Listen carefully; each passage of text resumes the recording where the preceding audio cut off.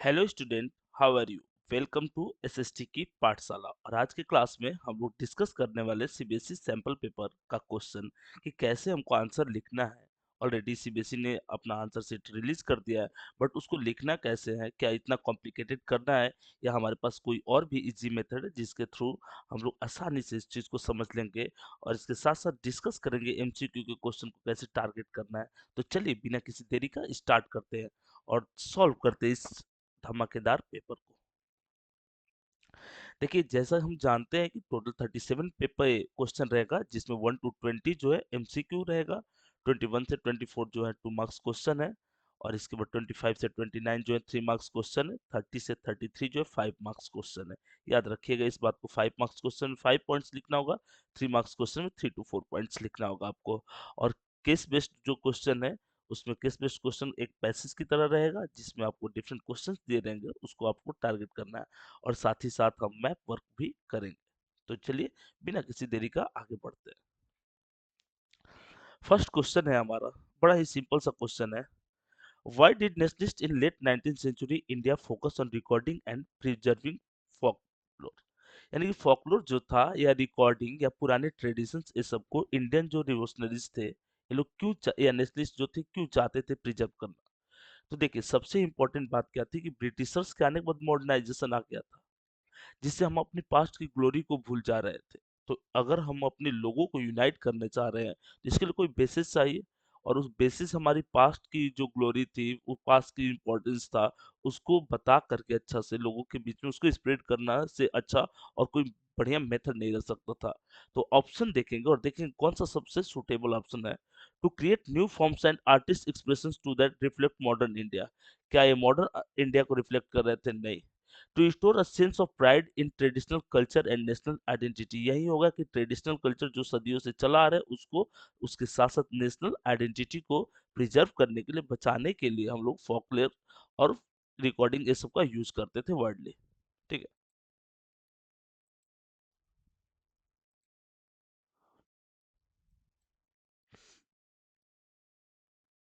किसका option number B, to restore a sense of pride in traditional culture and national identities.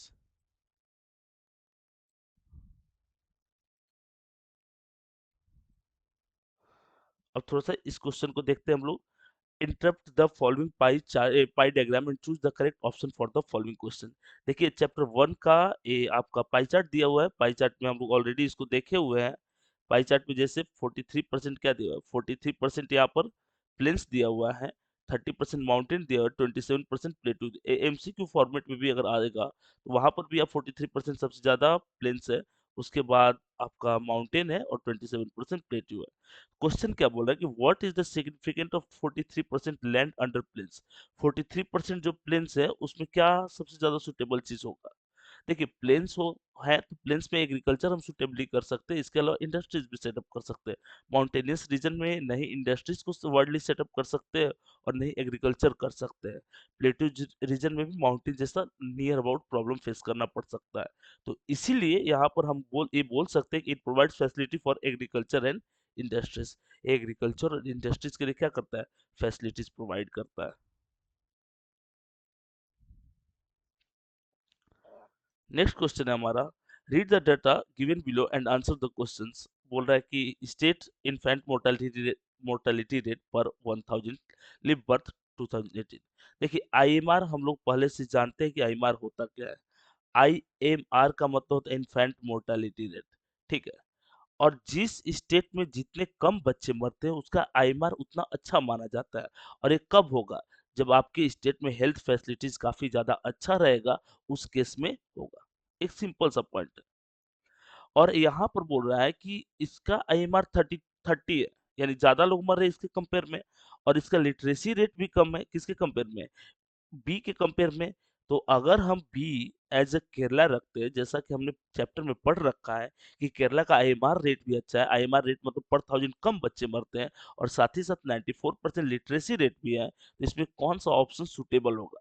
It has high per capita income. Per capita income का यहाँ पर कोई relation ही नहीं है, यहाँ तो हम आईएमआर और लिटरेसी रेट को इंक्लूड कर रहे हैं। It has better infrastructure than state A. Infrastructures में दोनों चीजें नहीं आएंगी, इंफ्रास्ट्रक्चर्स में और भी बहुत सारी चीजें इंक्लूड होते हैं, तो ऑप्शन बी भी नहीं होगा।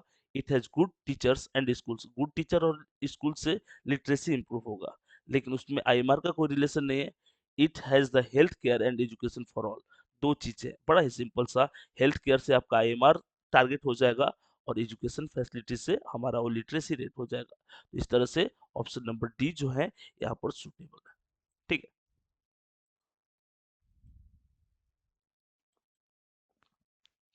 नेक्स्ट हमारा क्वेश्चन है, match list 1 and 2 and select the correct answer using the codes below in the list. Reserve forest का क्या होगा? देखिए, रिजर्व फॉरेस्ट जो है वो आंध्र प्रदेश में है, ठीक है, और प्रोटेक्टेड फॉरेस्ट हरियाणा में है, और अनक्लास्ड फॉरेस्ट जो है वो नॉर्थ स्टेट, जो स्टेट्स है वहां पर है। तो वन का बी किस में है? वन का बी लास्ट नंबर ऑप्शन में है, तो ऑप्शन नंबर डी के साथ हम लोग जाएंगे। ठीक है।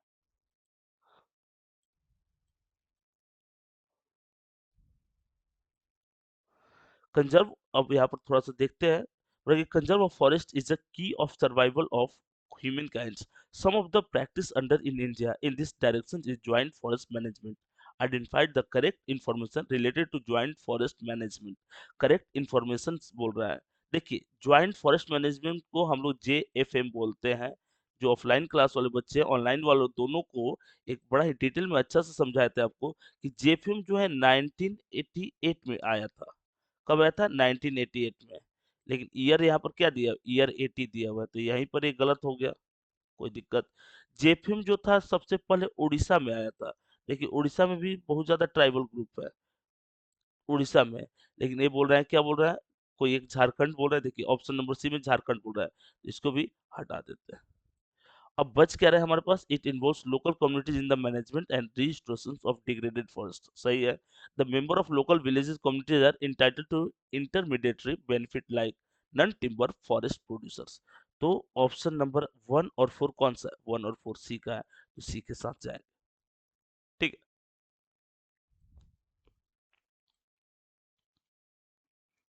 अब यहाँ पर हमारा क्या है? The people of Belgium have successfully dealt with their country's power sharing problem and is leading a happy and peaceful life. Which route to federation have they opt they opted for? देखिए, इसमें जो आपका marking scheme है उसमें coming together दिया हुआ है, जो कि बिल्कुल नहीं होगा। एनसीईआरटी के अकॉर्डिंग चलेंगे, और Belgium is example holding together. अगर कमिंग टुगेदर का एग्जांपल हमको देखना है तो स्विट्जरलैंड, ऑस्ट्रेलिया और यूएसए कमिंग टुगेदर है। बेल्जियम, स्पेन और India is example of holding together, तो ऑप्शन नंबर सी यहाँ पर सुटेबल होगा।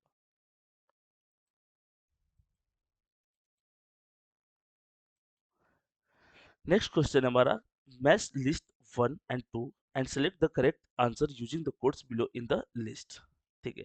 देखिए, इथेनिक का मतलब था डिफरेंट कल्चर वाले, तो social division based on culture, तो 1 का डी। वो मेरे को नहीं आता भाई कि वो A का B लिखना। मेरे को मैच द फॉलोइंग में मैच करने में वो जो मतलब फील आता है ना, उसको मैं बयान नहीं कर सकता हूँ। मेजोरिटिज्म मतलब जो ऐसी गवर्नमेंट जो पॉपुलेशन की मतलब मेजोरिटी पे बेस्ड हो, उसको मेजोरिटिज्म बोलते हैं। तो believe that the majority community should be able to rule a country, तो ऑप्शन नंबर सी इसका होगा।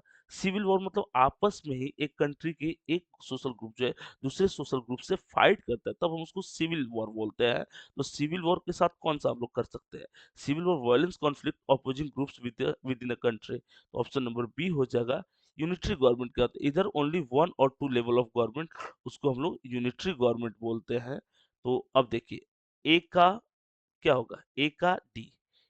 1 का D कौन सा है? 1 का D A और D है, बी और सी नहीं होगा। तो ऐसे क्वेश्चन को हम ऐसे खेलते हैं कि बी और सी को ऐसे ऑप्शन से हटा देते हैं। मेजोरिटिज्म क्या होगा? फिर 2 का C कौन सा है?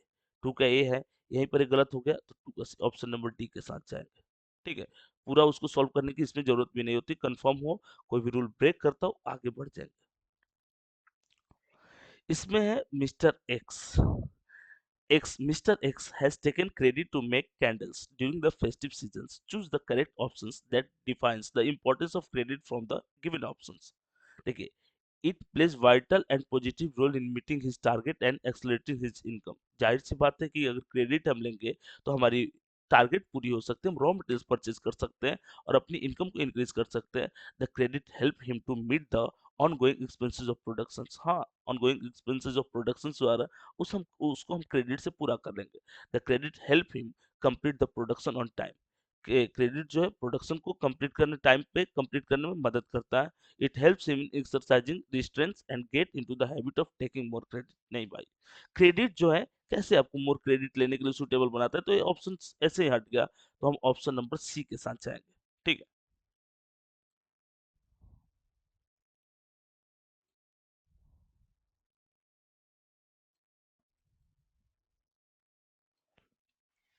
The northeastern states of India like Nagaland, Mizoram, Arunachal Pradesh enjoy special status in the Constitution of India because क्यों?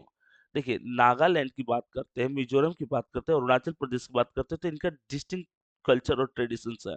Due to their social and historical circumstances as the people speak of lot of different languages, literacy rate the area has due to their social and historical circumstances के चलते इनको special status मिला हुआ है article 371 के तहत।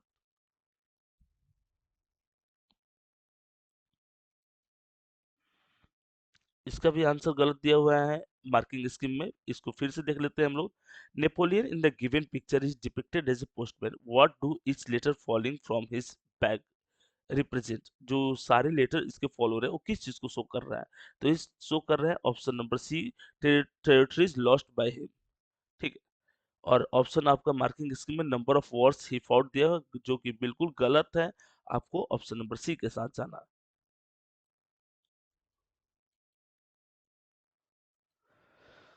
Which of the following factors significantly contribute to the process of globalization? Select the correct options. Expenses of multinational corporation MNC, ठीक है। ग्लोबलाइजेशन में एमएनसी एक्सपेंस करते हैं। Advancement in information and communication technology बिल्कुल सही है। Nationalism and trade barriers, trade barriers क्यों होगा भाई? ग्लोबलाइजेशन होगा तो ट्रेड बैरियर्स नहीं होगा, एक कम होगा तभी ग्लोबलाइजेशन होगा। Cross border movement of people for jobs and education, cross border movement भी होता है पीपल का जॉब्स और एजुकेशन के लिए। तो क्या वन टू और फोर किसी में है? वन टू और फोर नहीं है। Very good. ठीक है। Which of the following significantly contribute to the process of globalization, select the options. ठीक है। वन और टू अप्रोप्रिएट होगा। Cross border movement people for jobs and education, job and education है। Multinational corporation क्या करेगा? Multinational corporation goods का transportation करता है। ठीक है। तो वन टू और फोर। थ्री देखिए, थ्री किसी भी नेशनलिज्म एंड ट्रेड बैरियर्स होगा नहीं, वो पॉसिबल नहीं है। स्टेटमेंट वन और टू करेक्ट है। ठीक है।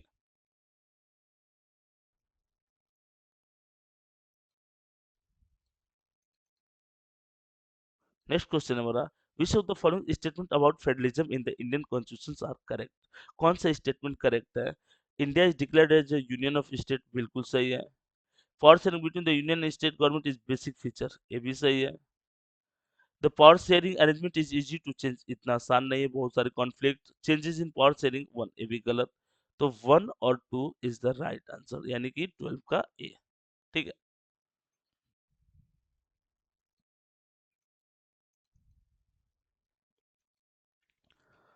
Arrange the following events in the correct chronological order leading up the civil disobedience movement. देखिए, इसमें boycott the Simon Commission, Simon Commission का बाइकॉट कब किया गया? 1928 में किया गया। तो थोड़ा सा ईयर लिख लेते हैं हम लोग, डायरेक्ट आंसर करने से ज्यादा अच्छा रहेगा, इसके क्रोनोलॉजिकल ऑर्डर में सेट कर लेते हैं।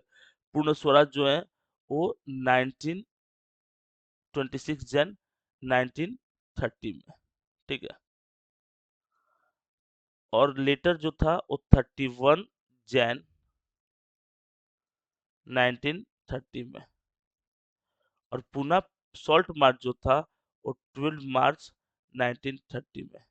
तो अगर क्रोनोलॉजिकल ऑर्डर में सेट करते हैं तो ये फर्स्ट हो जाएगा, ये हमारा सेकंड हो जाएगा, ये हमारा थर्ड हो जाएगा और ये हमारा फोर्थ हो जाएगा। One two three four. तो किसके साथ? ऑप्शन नंबर डी के साथ जाएंगे। ठीक है।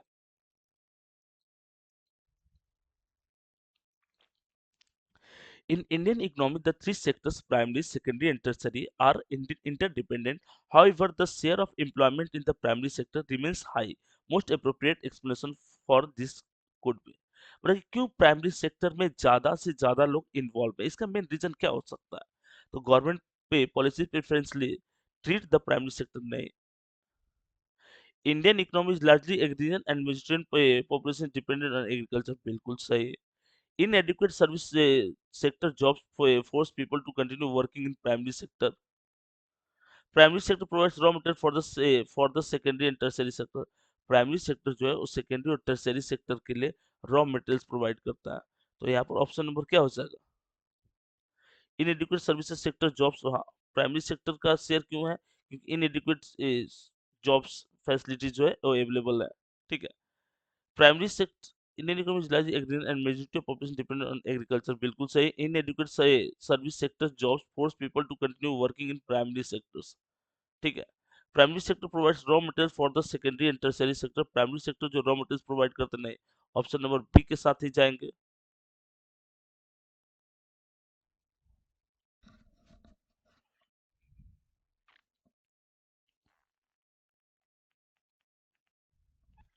इसमें बोल रहा है consider the statement given below the end choose the correct answer. Statement one, by the 1870s caricatures and cartoon were being published in Indian journals and newspaper commenting on social and political issues। First option हो गया। और second option है some caricatures praised the educated Indians fascinations with the western taste। देखिए, ये तो सही था और ये तो स्टेटमेंट सही कि 1870s में आपके कार्टून्स और कैरिकेचर्स पब्लिश हो रहे थे इंडियन जर्नल्स और न्यूज़पेपर में सोशल और पॉलिटिकल इश्यूज, ये सही है। और सम कैरिकेचर प्रेज्ड करता था educated Indians fascinated with the western taste clothes while other looking forward for social change. बहुत सारे लोग जो थे सोशल चेंज करना चाहते थे, सोशल रिफॉर्मर भी थे। तो ऑप्शन ए भी सही है, ऑप्शन स्टेटमेंट वन भी सही, स्टेटमेंट टू भी सही है। और स्टेटमेंट वन जो है is correct explanation of statement two. तो यहाँ पर तो हम बस ये कर सकते हैं statement one is correct and statement two is incorrect. नहीं, statement one is incorrect, statement one is correct and statement two is incorrect. ठीक है, तो ऑप्शन नंबर ए के साथ जाएंगे। ए क्या हो जाएगा? ए थोड़ा गलत हो जाएगा। ठीक है।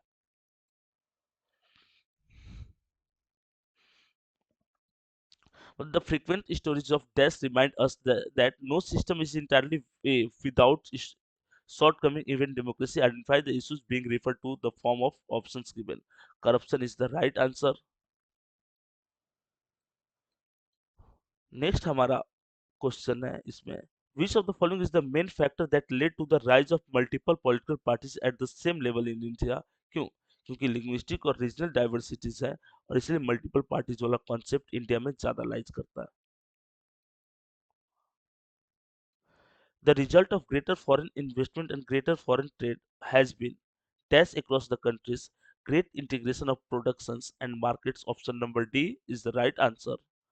और इसके अलावा नेक्स्ट क्वेश्चन जो हमारा है, which of the following is the true meaning of equal treatment of women as a necessary ingredients of a democratic society?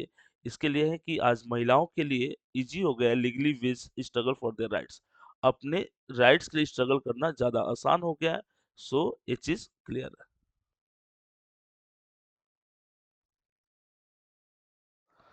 Consider the statement given below and choose the correct answer। One communal mindset can lead to efforts to secure political influence for a specific religious group। ठीक है। Members of majority community may seek to create a separate political entity as a response to its dynamics। Option 1 is correct and option 2 is incorrect। Statement 1 is incorrect, नहीं, statement ए होगा। इस तरह से MCQ जो है उसको हम लोग खत्म किए। इसके बाद अभी हम लोग 2 मार्क्स क्वेश्चन पे चलेंगे। ठीक है, तो उम्मीद करता हूँ कि एमसीक्यू आपको सारा समझ में आया होगा। फिर आगे बढ़ते हैं।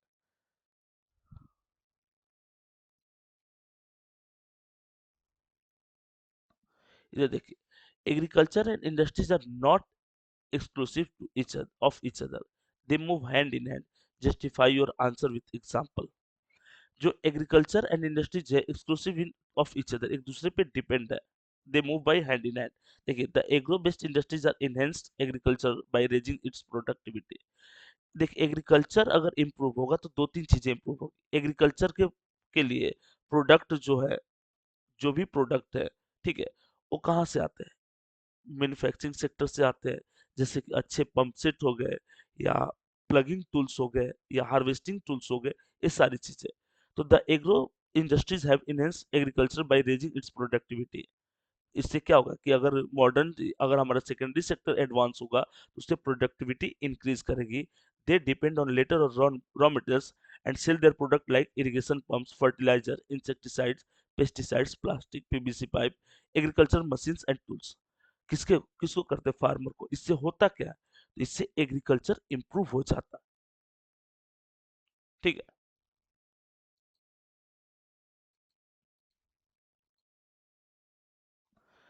क्वेश्चन है यहाँ पे, the silk route are a good example of vibrant pre modern trade and culture links between distant part of the world sustainably. The statement with the illustration. देखिए सिल्क रूट की बात करते हैं. सिल्क रूट कहाँ से, थोड़ा सा देखते हैं, उसके बाद फिर हम इसको और वर्ड बाई वर्ड चलते हैं.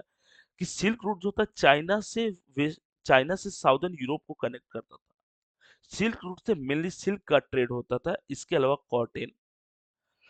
कॉटन के अलावा स्पाइसेस और चाइनीज पोएट्री, साथ ही साथ जो प्रीचर्स थे डिफरेंट रिलीजन्स वाले, वो भी इस रूट से मूव करते थे और अपने रिलीजन को स्प्रेड करते थे. अब यहाँ पर क्या बोल रहा, द सिल्क रूट, यहाँ पर बड़ा ही सिंपल सा आंसर बोल रहा है कि the silk route illustrate vibrant pre modern trade and cultural connection between the distant regions. अलग अलग जो रीजन्स है उनके बीच में कल्चर कनेक्शन प्रोवाइड करता है. Trade off goods, silk, spices, precious stones and textiles were transported. कौन कौन सी चीजें ट्रांसपोर्ट होती है? तो सिल्क, स्पाइसेस, प्रीशियस स्टोन्स और टेक्सटाइल्स इस रीजन से क्या होते हैं? ट्रेड. स्पेशली ये सिल्क होता था जो चाइना का डोमिनेंस था उस समय. एशिया टू यूरोप, एशिया यानी चाइना वाले पार्ट से यूरोप के साउदर्न पार्ट में. Showcasing economic interdependence and demand across regions. Economic interdependence थे, ये इनको सिल्क देते थे और उनको प्रीशियस मेटल्स देते थे. इस तरह से ट्रेड होता था. Trade and cultural exchange went hand in hand. Buddhism from India spread in several directions through intersecting points of the silk routes. जैसे बुद्धिज्म भी इंडिया से डिफरेंट पार्ट में जो स्प्रेड हुआ, उसमें कहीं ना कहीं सिल्क रूट को लोगों ने यूज किया. इसके अलावा क्योंकि सिल्क रूट 15 सेंचुरी तक वाइडली फंक्शन किया है, तो या इसके अलावा क्रिश्चियनिटी के भी बहुत सारे प्रीचर्स जो है वो इस रूट से आए और आ करके अपने रिलीजन को स्प्रेड किए.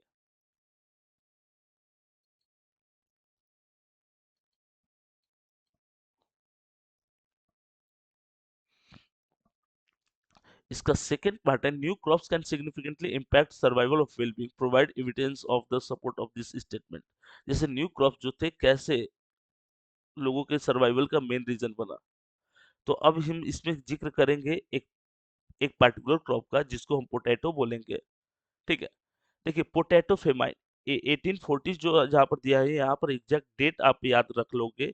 आपको पढ़ाया है मैंने दोनों चीज. इस चैप्टर का सबसे इंपॉर्टेंट पॉइंट है, चैप्टर बहुत बड़ा है लेकिन इसमें से बहुत सारी चीज को हटा दिया है. और जो पढ़ना है 2-3 पेज पढ़ना है, आसान है, बन गया है चैप्टर. ठीक है. Europe poor began to eat better and longer live longer with the introduction of the humble potato. मतलब वो सिंपल सी बात होगी ना कि सुबह में पोटैटो, से दोपहर में पोटैटो, शाम में पोटैटो, रात में पोटैटो. मतलब उनके रग रग में बस चुका था ए पोटैटो. काफी चीपर होता था और बहुत सारे इससे फूड आइटम्स बना सकते थे. इसीलिए यूरोपियन इसको वर्ल्डली यूज करते थे. Ireland poorest peasants became so dependent on potatoes that when disease destroyed the potato crop in mid 1840s, एक डिजीज स्प्रेड हुआ और उस डिजीज से ये पोटैटो क्रॉप जो है वो डिस्ट्रॉय हो गया. 100 of thousands डाइड, लगभग 1 मिलियन लोग मारे गए थे. Thus new crops can significantly impact survival and well-being. नए क्रॉप जो थे सर्वाइवल और वेलबींग के लिए सबसे ज्यादा सुटेबल थे.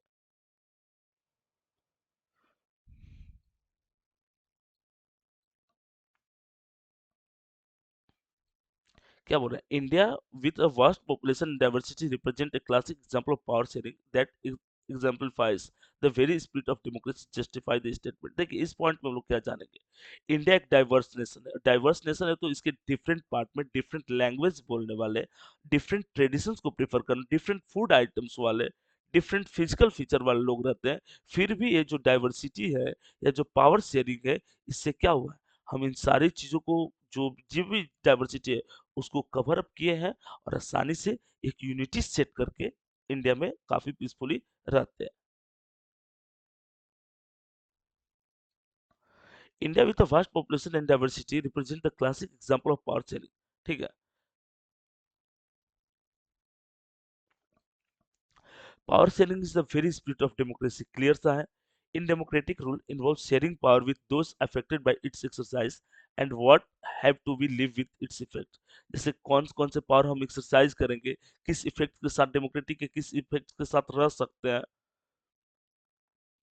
या people have the right to consulted on how they are to be govern. क्योंकि इंडिया में क्या होता है कि इनडायरेक्ट वोटिंग होता है, वोटिंग में हम अपने रिप्रेजेंटेटिव को चूज करते हैं, सेंट्रल लेवल पे भी स्टेट लेवल पे भी।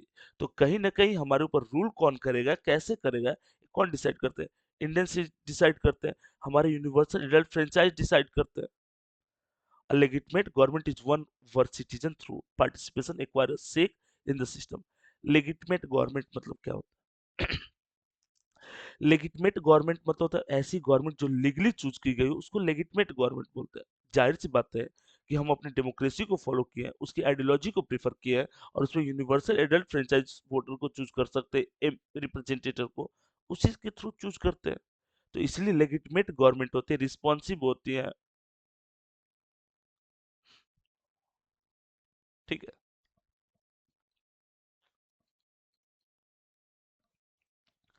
यहाँ पर पॉइंट्स है। Local government is an effective way to uphold the democratic principle decentralization, justify the statement with valid point. देखिए, इसको इसका आंसर पढ़ने से पहले एक सिंपल सा बात बता देते हैं आपको। मान लीजिए कि हनुमान नगर रोड नंबर 2 पटना का कोई बल्ब खराब है, जो जिस बल्ब को म्युनिसिपल कॉर्पोरेशन ने लगाया। क्या इस बल्ब का रिपेयर कोई एमएलए करेगा, या किसी एमपी से आप इसका रिपेयर कराइएगा? क्या एमएलए और एमपी उतना ज्यादा अवेयर है इस रोड से जितना कि यहाँ का वार्ड पार्षद है? जाहिर सी बात है, नहीं है। मतलब सिंपल सा पॉइंट है कि लोकल गवर्नमेंट के रिप्रेजेंटेटर जो होते हैं, इंडिविजुअल प्रॉब्लम्स को ज्यादा अच्छा से जानते हैं, और इसलिए उसको इजीली सॉल्व कर लेते हैं। एमएलए और एमपी की कंस्टिट्यूएंसीज बड़ी होती है, बड़े एरिया को कवर करना रहता है, और इसलिए उतना अच्छा से अपनी कंस्टिट्यूएंसीज को जान नहीं पाते हैं। और ये मेन रीजन रहता है कि डिसेंट्रलाइजेशन जो है एक बढ़िया फंक्शन करता है।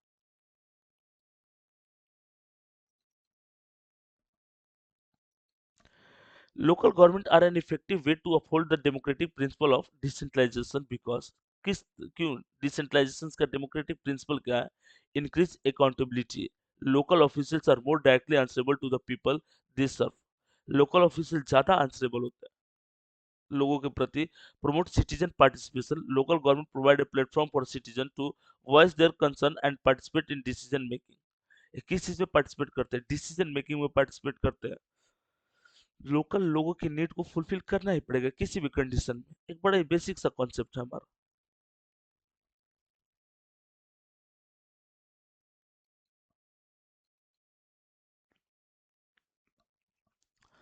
देखिए, यहाँ से 3 मार्क्स क्वेश्चन स्टार्ट हुआ है। By the 17th century as urban culture bloomed in China, the use of print diversified, explain the statement by the giving suitable example. अच्छा, इस 17th सेंचुरी में अर्बन कल्चर ब्लूम्ड हुआ, urban culture bloomed हुआ तो paper की requirement बढ़ी। Merchants को चाहिए, या बहुत सारे स्कूल जो सेटअप हुए वहां पर टेक्स्ट बुक के लिए पेपर चाहिए। इसके अलावा सिविल सर्वेंट के एग्जाम के लिए भी जो भी स्टूडेंट्स हैं उनको प्रिपरेशन के लिए पेपर चाहिए। तो पेपर यानी बुक चाहिए उनको। तो इसके कारण प्रिंटिंग कल्चर जो है ब्लूम हुआ, काफी फास्ट ग्रो किया चाइना में। और चाइना में एक सिंपल सा पॉइंट है, which city is known as printing hub of China? Shanghai is known as printing hub of China. और इसमें हम लोग देखते हैं कि और क्या क्या आगे जानना है थोड़ा सा और suitable. But print was no longer used just by the scholar officials, merchants used a print in their everyday life as they collected trade information। इसमें क्या कलेक्ट किया जाता था? ट्रेड इंफॉर्मेशन कलेक्ट किया जाता था। Reading increasingly because a leisure activity, पढ़ना लिखना वो फ्री टाइम का काम समझा जाने लगा पहले से। अभी पढ़ने का राइट मिला वो उतना काफी है। फ्री टाइम में पढ़ रहे हैं कि हम सुबह में पढ़ रहे, वो मैटर नहीं कर रहा था। The new readership preferred fictional narrative, poetry, autobiographies, and anthologies of a literacy masterpiece and romantic plays। तो इतने ज्यादा टाइप्स के जो बुक्स है आइडियोलॉजी इसको बताकर क्या बोलना चाह रहा है कि डिफरेंट ऑडियंस के लिए डिफरेंट बुक पब्लिश की जा रही थी, क्योंकि सिंपल सा पॉइंट है कि हर कोई फनी स्टोरीज नहीं पढ़ेगा। सेम उसी तरह से जैसे कि हर कोई साइंस नहीं पढ़ सकता, हर कोई एसएसटी नहीं पढ़ता है, हर कोई हिंदी लिटरेचर नहीं पढ़ता है, कुछ लोग को इंग्लिश लिटरेचर अच्छा लगता है। तो इतने डिफरेंट डाइवर्सिटी होने का मतलब है कि आप डिफरेंट बुक्स ये सब पब्लिश कर रहे हो। Rich women began to read and many women began publishing their poetry and place. बहुत सारी महिलाएं जो थी अपनी पोएट्री और अपनी प्लेस को क्या कर रही थी, पब्लिश कर रही थी। जैसे एक दो महिला का नाम लेना चाहेंगे यहाँ पर। राजसुंदरी देवी ने ऑटोबायोग्राफी लिखी, नाम अमर जीवन था, 1876 में। तो wives of scholar officers published their works and courtesans wrote about their lives। courtesans मतलब जो देह व्यापार करती हैं औरतें, वो लोग या जो राजा के दरबार में नृत्य करती थी और इन सब चीजों से, क्योंकि अगर गूगल करोगे तो यही मीनिंग आएगा। तो ऐसा नहीं कि सर आप ऐसे कैसे बोल सकते हो। तो वैसी लोग भी अपने लाइफ स्टाइल के बारे में, अपनी मिजरी कंडीशंस के बारे में लिखे।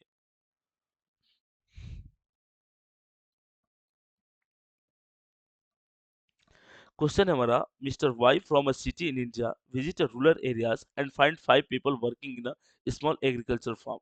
More than two peoples are not required to work in the farm and removing the other three will not affect productions. How can we solve this problem to underemployment in rural areas? Explain। एक simple सा, मान लो यहाँ पर एक simple सा point है। मान लो यहाँ पर छोटा सा लैंड है और इसमें 5 लोग इन्वॉल्व है। इसमें बोल रहा है कि 3 लोग को बाहर भी निकाल दोगे, 2 लोग भी रहेंगे तो प्रोडक्शन में बहुत ज़्यादा अंतर नहीं पड़ेगा। मान लो कि पहले 100 केजी प्रोडक्शन होता था, अभी 95 केजी प्रोडक्शन होगा। ठीक है? तो क्यों ना इन 3 लोग को बाहर निकाल करके इनको हम सेकेंडरी सेक्टर में काम करा दें। और सेकेंडरी सेक्टर में काम कराने का क्या मतलब है कि और भी ज़्यादा फैमिली इनकम इंक्रीज़ करेगा। तो एक सिंपल सा पॉइंट है कि हम अंडर एम्प्लॉयमेंट को खत्म कैसे करेंगे। तो जहां पर लोगों की रिक्वायरमेंट नहीं है, वहां पर जो लोग इन्वॉल्व है उनको वहां से पहले हटाएंगे। ये अंडर एम्प्लॉयमेंट को खत्म करने का सबसे बेसिक कॉन्सेप्ट रहेगा।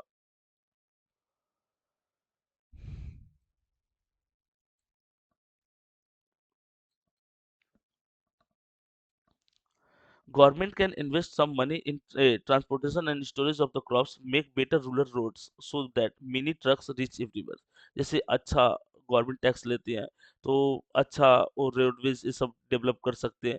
Promotion of industry like setting up a dal mill, opening a dal mill, opening a cold storage could give opportunity for the farmers to store their products like potatoes and onions and sell them when the price is good। मतलब cold storage open कर दे government और वहां पर क्या करेंगे, वहाँ पर मतलब एग्रीकल्चर सेक्टर में अगर इम्प्रूवमेंट करें तो वहाँ पर हम जब अच्छा प्राइस आएगा तब सेल करेंगे। In village near forest areas where farmers can come and sell wild honey, it is also possible to set industries that process vegetables and agriculture produce like potato sweets. तो जैसे forest product को भी cell करके हम employment generate कर सकते हैं और अंडर एम्प्लॉयमेंट को खत्म कर सकते हैं। सिंपल सा पॉइंट रहेगा।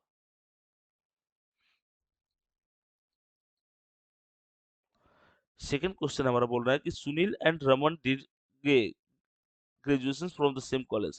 Sunil got employed in unorganized sector and was not satisfied. Raman got employed in an organized sector and was happy and satisfied। Identify three reasons for Sunil dissatisfactions as compared to Raman। Simple सा point है, यहाँ पर हम compare कर लेते हैं unorganised और organise sector के बीच में। और अनऑर्गेनाइज सेक्टर में रेगुलर वर्क नहीं मिलता है, उसके बाद डिसेंट आपको वेजेस नहीं मिलता है, डिफरेंट अलाउंसेस नहीं मिलता है, वर्किंग आवर ज़्यादा रहता है। तो ये कुछ मेजर इम्पैक्ट है, नेगेटिव आउटकम्स है। जबकि अगर हम ऑर्गेनाइज सेक्टर की बात करते हैं तो इसमें अच्छे वेजेस मिलता है, वर्किंग आवर कम रहता है, हेल्थ फैसिलिटीज मिलता है और छुट्टियां हॉलीडे मिल जाती है तो अच्छा खासा। इसीलिए ऑर्गेनाइज सेक्टर को ज़्यादा सुटेबल माना जाता है। कोई भी प्रिपरेशन करता है तो सोचता है कि ऑर्गेनाइज सेक्टर में मेरा जॉब हो जाए ताकि जीवन आसान हो जाए। लेकिन वही है ना।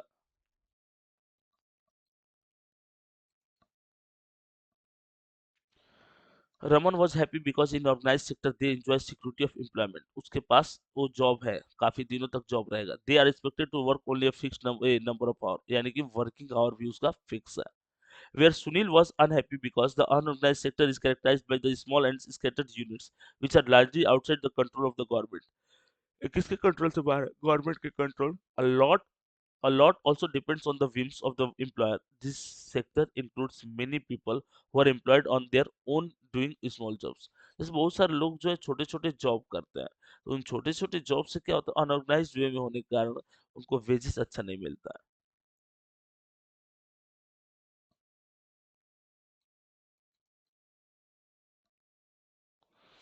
Define agriculture terms used for civilization of fruits and vegetables, write its feature with the reference to India. इसको बोलते हैं कि अगर वेजिटेबल या फ्रूट्स के प्रोडक्शंस की बात करते हैं, this is known as horticulture. और हॉर्टिकल्चर में इंडिया जो है सेकंड प्लेस पे है। 13% पूरी दुनिया के हॉर्टिकल्चर का प्रोडक्शन करता है। हॉर्टिकल्चर में कुछ सेंटर्स पॉइंट की बात करेंगे तो नासिक, ठीक है, अंगूर वहाँ का फेमस है। नागपुर के संतरे फेमस है। मुजफ्फरपुर की लीची फेमस है। जामनगर के आम फेमस है। तो बहुत सारे ऐसे रीजन है जो स्पेसिफाइड होते हैं कि हाँ यहाँ पे ये फ्रूट्स मिलते हैं।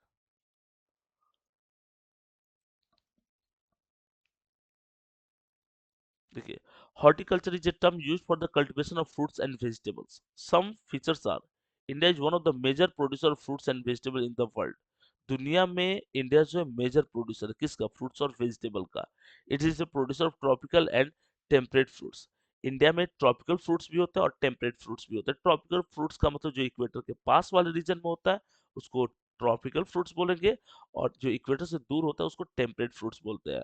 और इंडिया जो है अप्रॉक्स 13% जो है वो प्रोडक्शन करता है फ्रूट्स और वेजिटेबल का पूरे वर्ल्ड का।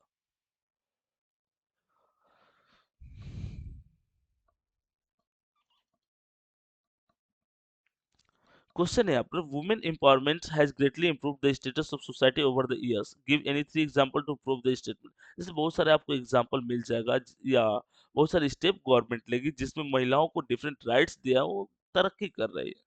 जैसे कि एमएलए और एमपी के लिए 33% रिजर्वेशन जो है वो न्यू पार्लियामेंट के उद्घाटन के साथ दे दिया गया था। तो इस तरह की चीजें देकर के महिलाओं को अपलिफ्ट करने की कोशिश की जा रही है।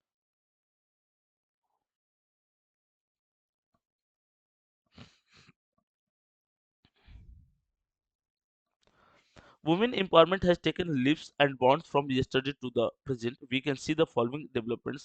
Passing of Women Reservation Bill 2023.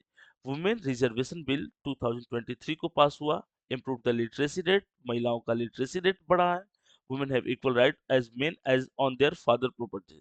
महिलाओं के पास भी equal right है अपने फादर की प्रॉपर्टी में इक्वल शेयर लेने का। इसीलिए बॉयज को बोल देता हूँ, बहनों से लड़ाई नहीं करेंगे। Women could be seen in all the fields of development, science, economy, education, media और corporations। बोल रहा है कि जैसे वुमेन जो है किस किस फील्ड में ज्यादा देखने को मिलते हैं, तो साइंस में, इकोनॉमी में, एजुकेशन में, मीडिया में, कॉर्पोरेट में महिलाओं की संख्या कंटिन्यू बढ़ रही है। तो वुमेन एम्पावरमेंट आ रहा है।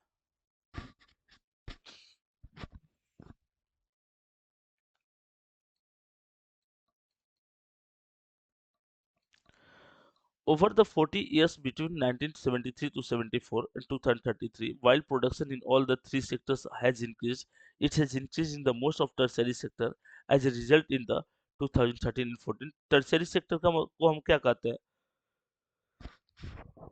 tertiary sector is also known as service sector। tertiary sector को सर्विस सेक्टर भी कहा जाता है। तो देखते हैं इसके आंसर को।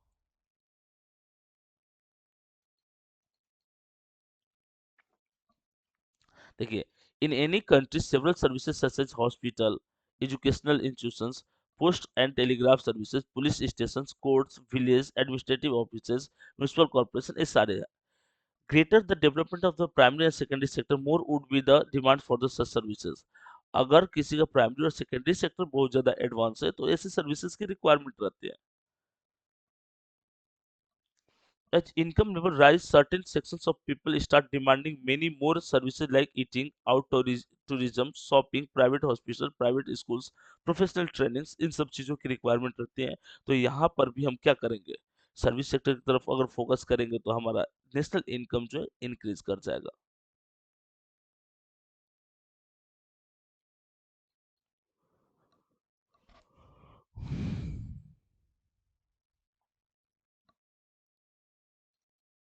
वही इसका सेकंड पार्ट है ये कि over the past dedicate new services such as those based on the information communication have become the important essential और प्रोडक्शन जो है रैपिडली बढ़ रहा है nevertheless the service sector in India employs many different kinds of people बहुत सारे जो different kinds के लोग हैं उनसे प्रॉब्लम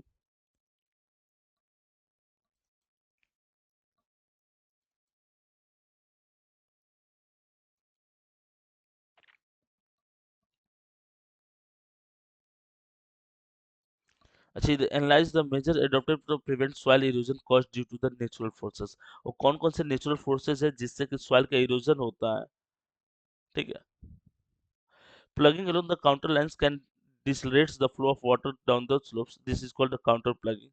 और कौन-कौन सी हम लोग मतलब सॉइल इरोजन को रोकने के लिए कौन-कौन से प्रिवेंटिव मेजर्स कर सकते हैं तो काउंटर प्लगिंग कर लेंगे दोनों तरफ से प्लगिंग कर लेंगे जैसे ऐसे ऐसे दोनों तरफ से कर लेंगे तो काउंटर यहाँ पर सॉइल क्या हो जाएगा सॉइल अटैच हो जाएगा और वहां पर इरिगेशन प्रॉपरली हम कर पाएंगे step can be cut on the tree slope making terraces terrace cultivation restrict the erosion terrace cultivation से भी इरोजन क्या होता है रुकता है western and central Himalaya have well developed terrace farming western और सेंट्रल हिमालय के पास क्या वेल डेवलप्ड टेरेस फार्मिंग है तो उससे भी वो डिस्ट्रॉय नहीं होता है टेरेस फार्मिंग करेंगे काउंटर प्लगिंग करेंगे इसके अलावा वो जो ग्रीन बेल्ट्स होता है उसको बनाएंगे स्ट्रिप क्रॉपिंग करेंगे शेल्टर बेल्ट्स बनाएंगे यानी कि एक जो एरिया होता है लैंड का उसके चारों तरफ ट्री प्लांट कर देंगे तो नेचुरल फोर्स जो है जैसे like wind glacier water lead to the soil erosion ये जो है उस सॉइल इरोजन को लीड करता है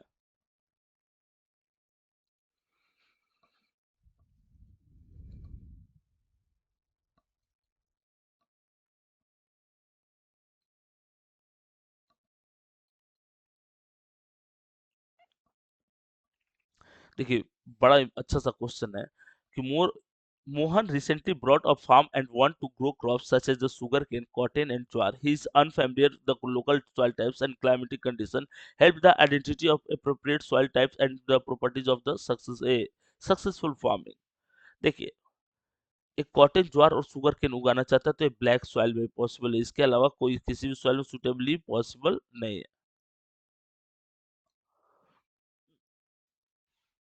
और ब्लैक सॉइल कहाँ है डेक्कन ट्रैप में यानी Maharashtra Gujarat Karnataka some part of Andhra Pradesh और मध्य प्रदेश में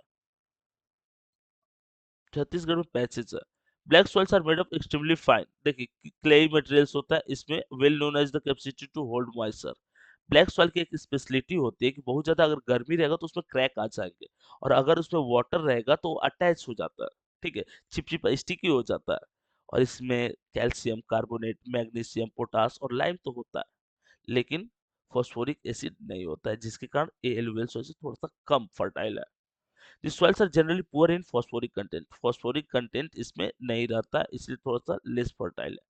They develop deep cracks during the water, which help in the proper aeration of the soil. They develop deep cracks during the hot.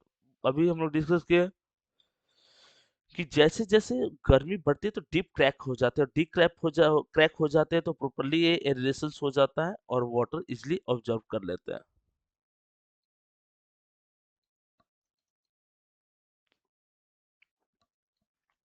Romanticism, a cultural movement sought to develop particular form of the nationalist sentiment, justify the statement to the suitable arguments.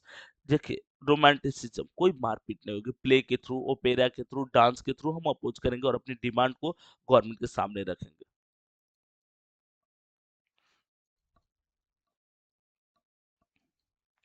The development of nationalism did not come about only through the wars and territorial expansion. Culture played an important role in creating the idea of the nation, art, and poetry. बोले कि यहाँ पर question क्या हमारा है romanticism में क्या romanticism में हम आर्ट पोएट्री ये सब के थ्रू हम अपोज करेंगे किसको जो भी रूलिंग अथॉरिटी है उनको romantic artist and poet generally criticise the glorification of a reason glorification मतलब साइंटिफिक चीजों के चेंजेस को अपोज करते थे and silence and focus instead in on emotions intuitions and mystical feelings यहाँ देखो रोमांटिसिज्म में क्या होता है ग्लोरिफिकेशन साइंस के ग्लोरिफिकेशन को अपोज करते हैं ये लोग और इमोशन इंट्यूशन और मिस्टिकल फीलिंग वाली चीजों को प्रमोट करते हैं यानी पुराने कल्चर और ट्रेडिशन को ज्यादा प्रमोट करते हैं एक पर्टिकुलर पर्सन का नाम दिया हुआ है नाम इनका जर्मन फिलोसफर है जॉन गॉटफ्राइड हर्डर है और इनका इनको इन्होंने क्या क्लेम किया कि जर्मन जो है कल्चर किनका है जर्मन जो है यहाँ के नेटिव लोगों का है जर्मनी के नेटिव लोगों का है। ठीक है, ये किनका मानना था? जॉन गॉटफ्राइड हर्डर का मानना था।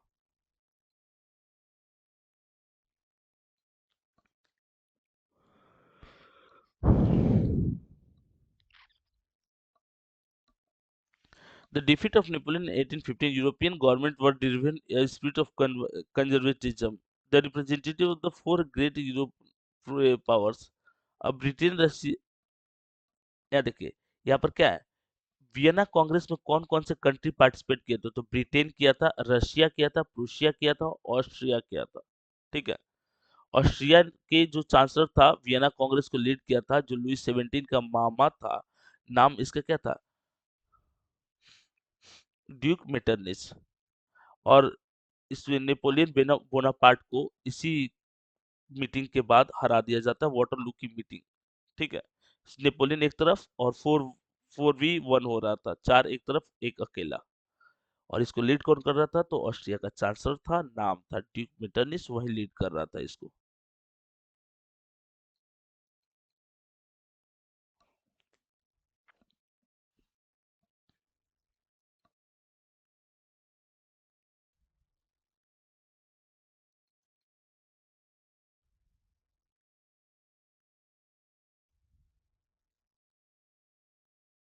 अच्छा, political parties are necessary condition for democracy, analyse the statement with relevant points. बोला कि कुछ पॉइंट्स बताइए, जैसे कि पॉलिटिकल पार्टी नेसेसरी कंडीशंस होता है, every contains independent, no promises available. Political parties today face several challenges that impact their democratic function. Justify the statement. इस statement को justify करने के लिए बोल रहा है। ठीक है,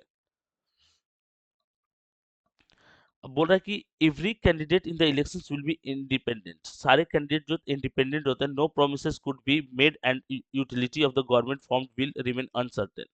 No will be responsible for the running the government elected representatives. Elected representative जो होते हैं वो क्या करते हैं? वही रिस्पॉन्सिबल होते हैं गवर्नमेंट को चलाने के लिए या लोगों के प्रति।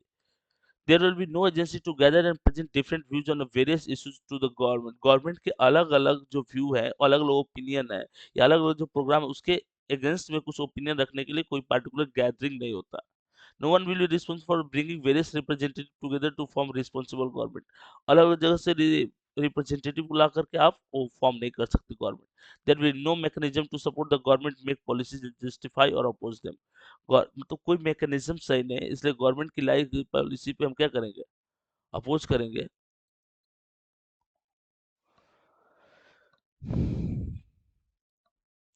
Miss X wants works every food store in her village. She wants to supplement her income to raise the standard of living in her family. How do you think self-help group can help support or your answers with answer with reason? Can avail the facilities of loans from formal sectors like banks at a low rates interest.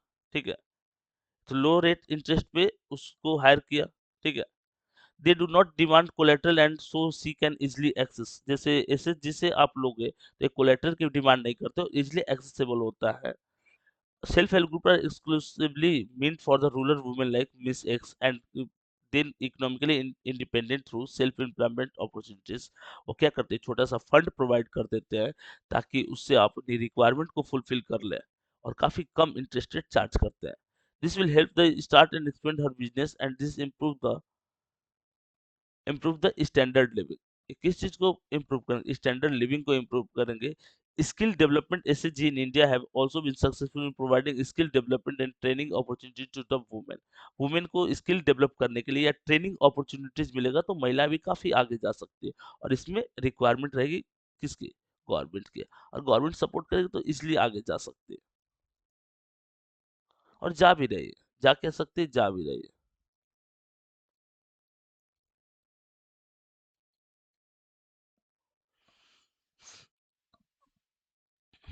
Money by providing the crucial immediate steps eliminates the need for the double coincidence। Double coincidence क्या होता है, थोड़ा समझ लेते हैं ना। Double coincidence का मतलब कि मेरे पास अगर वीट है, आप शू मैन्युफैक्चरर है, तो हम लोग मार्केट में एक दूसरे को खोजेंगे।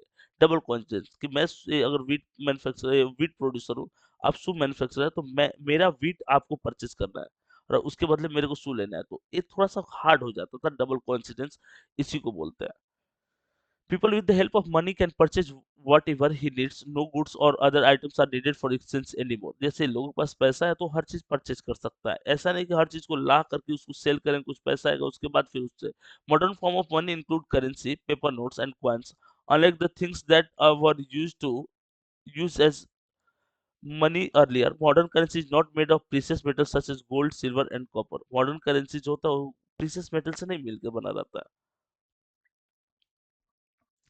or normal आपकी कॉपर ये सब। It isolates the medium of exchange because the currency is authorized by the government of the country.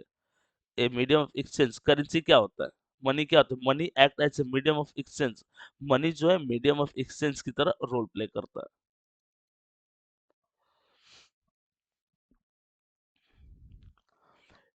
Emboldened with the success of Gandhiji in 1919, decided to launch a nationwide satyagraha against the protest of Rowlatt Act 1919। अच्छा, Rowlatt Act, why did British introduce the Rowlatt Act? क्यों introduce किए थे? क्योंकि east India company का market control खो गया था और उसको फिर से रीगेन करने के लिए ये लोग क्या किए थे, ये लोग रॉलेट एक्ट पास किए। The Rowlatt Act gave the colonial authorization all the power to arrest and detain individuals without trial। मतलब बिना किसी को ट्रायल का आप जेल में डाल करके उसको पनिश कर सकते हैं। It is easier to suppress political opposition and prevent further nationalist। Political opposition's को या जो नेशनलिस्ट थे हम उनके अगेंस्ट में ऐसे कर सकते हैं। ये वो लोग क्या करते थे, जो पॉलिटिकली एक्टिव लोग थे उन्हीं को पकड़ के जेल में डालते थे।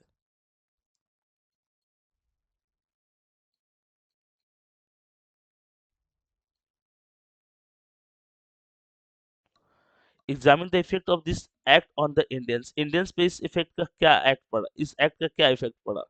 This act give the authorities the power to prohibit public gathering and censor to the press. Press पे सेंसरशिप लागू कर दिया गया, लोग एक साथ इकट्ठा नहीं रह सकते हैं। दिस कव the freedom of speech and assembly as the Indians were no longer free to express. Freedom of speech and assemblies provide की गई। Random arrest and detention power under the Rowlatt Act led to wide spread misuse of power.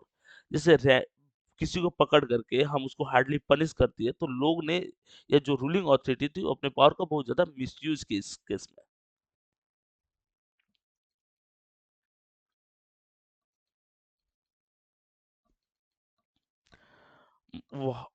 How did Mahatma Gandhi respond the Rowlatt Act provide one reason for the his reason.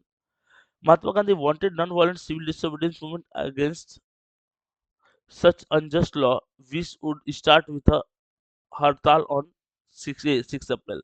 देखिए 6 अप्रैल को हड़ताल कर दिया गया, ठीक है।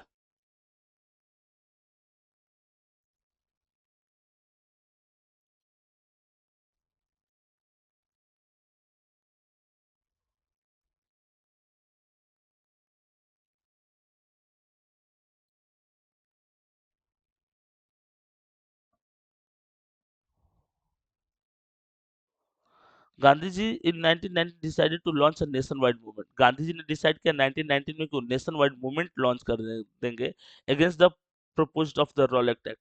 रॉलेट एक्ट के against में नेशन वाइड मूवमेंट कर देंगे और इसके बाद ही वो चंपारण सत्याग्रह, ये तो चंपारण सत्याग्रह पॉलिसी नॉन कॉपरेशन जो है इस एक्ट के बाद और सारी मतलब वो ब्रिटिशर्स की चालाकियां देखने के बाद ही आई थी।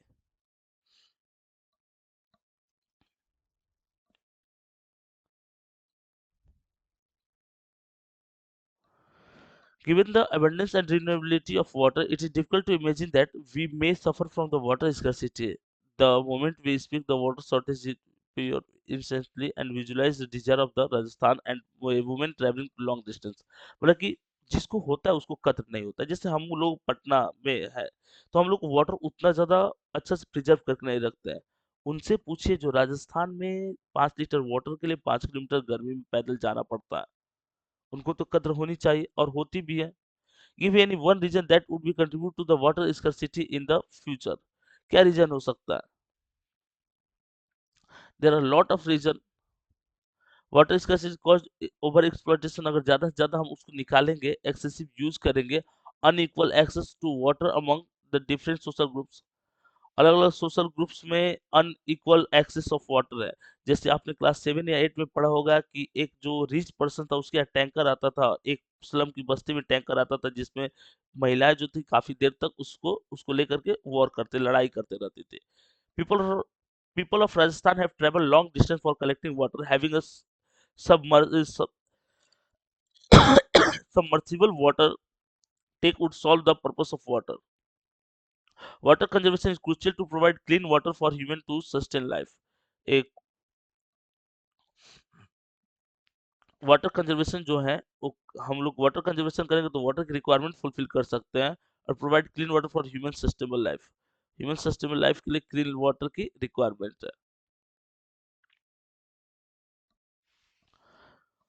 यहाँ पर we can take following steps, क्या क्या हो सकता है, कैसे हम कर सकते हैं। तो कंस्ट्रक्टिंग करते रहेंगे सोफिस्टिकेटेड हाइड्रोलॉजिकल यानी डैम बना लेंगे, स्टोन बिल्ड कर लेंगे, rubble reservations and rain water harvesting. और क्या क्या, रेन वाटर हार्वेस्टिंग करके, एम्बैकमेंट बना करके, प्रॉपर टेरेस फार्मिंग करके, ऐसे हम क्या कर सकते हैं, पानी को बचा सकते हैं।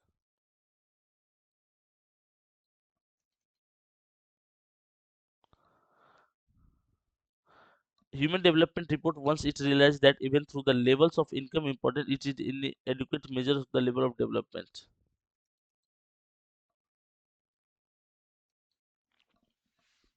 देखिए, UNDP United Nation Development Programme जो है एचडीआर निकालता है, याद रखिएगा एचडीआर निकालता है।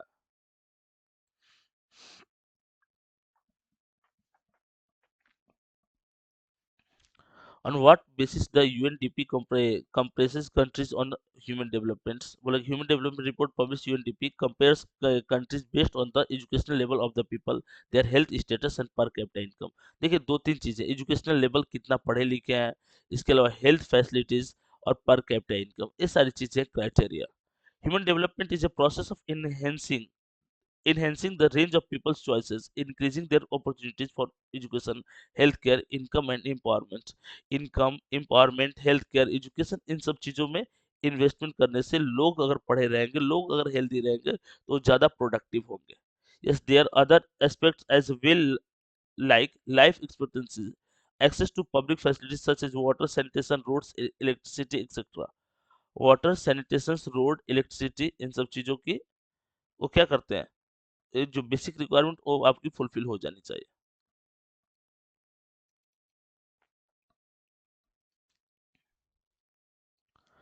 बोल रहा है the place where the peasant satyagraha took place, peasant satyagraha कहाँ हुआ था, ये यहाँ पर दिया हुआ है तो यहाँ पर क्या लिख लेंगे हम लोग, खेड़ा।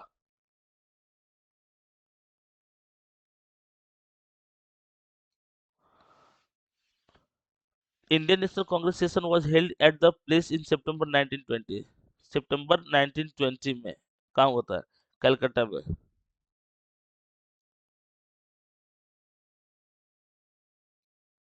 ठीक है, कलकत्ता।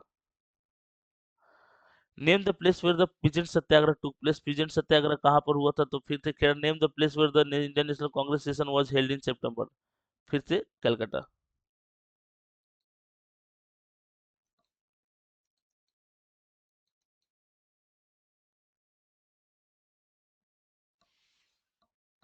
इधर देखिए, software technology park in Maharashtra, Maharashtra में यहाँ पर मुंबई में सॉफ्टवेयर टेक्नोलॉजी पार्क है और इसके साथ साथ पुणे में है।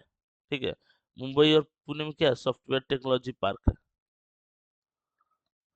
और coal mine in Jharkhand, coal mine in Jharkhand, तो यहाँ देखिए जमशेदपुर है, यहाँ पर बोकारो है, तो बोकारो में भी कोल माइन्स है। ठीक है, और tallest dam in India, tallest dam जो है टेहरी डैम है यहाँ पर। और sea port located in West Bengal, West Bengal में कौन कौन सा सी पोर्ट है, वेस्ट बंगाल में टू सी पोर्ट है। इधर यहाँ पर वेस्ट बंगाल, यहाँ पर देखिए सी पोर्ट इन्वेस्टमेंट, सी पोर्ट में तो एक ही सी पोर्ट एक ही है, और कौन सा है, हल्दिया। ठीक है,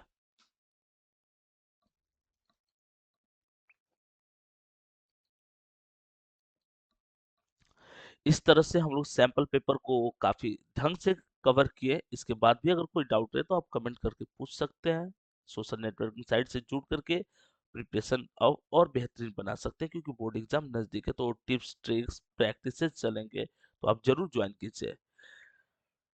इसके अलावा सबसे जो इम्पोर्टेंट बात है, वो है हमारे लाइव क्विज़ को लेकर के, जो लाइव क्विज़ हम लोग अलग-अलग क्लास के लिए हेल्ड करते हैं, स्पेशली 9th और 10th के लिए, तो आप उसको जॉइन कीजिए।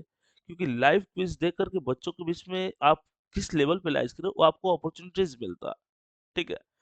तो उस क्विज़ को जॉइन करने से आपको बहुत सारा बेनिफिट देखने को मिलेगा और जैसा आपको फॉर्मेट पता है कि हम लोग चैप्टर भी पढ़ते हैं, वीडियोज़ एक्सप्लेनेशन है, इसके साथ-साथ हमारे पास क्वेश्चन आंसर रहता है, इसके अलावा एमसीक्यू रहता है, ये सारी चीज़ें प्रेफ़र करेंगे तो प्रिपरेशन बहुत ही ज़्यादा शानदार बना सकते हैं। और भी आपके लिए और आपके एग्ज़ाम के लिए बहुत सारी नई-नई चीज़ें लाने की कोशिश हम लोग करेंगे। तो ऐसे सपोर्ट और प्यार बनाए रखिए और जितना ज़्यादा से ज़्यादा हो सके शेयर कीजिए अपने दोस्तों के बीच में ताकि उनका भी वो स्वार्थी बन कर के नहीं, ताकि उनका भी प्रिपरेशन बेहतरीन हो सके। तो चलिए मिलते हैं नेक्स्ट वीडियो के साथ। इसी तरह से धमाकेदार तरीका रहेगा और फिर समझेंगे एकदम अपनों की तरह।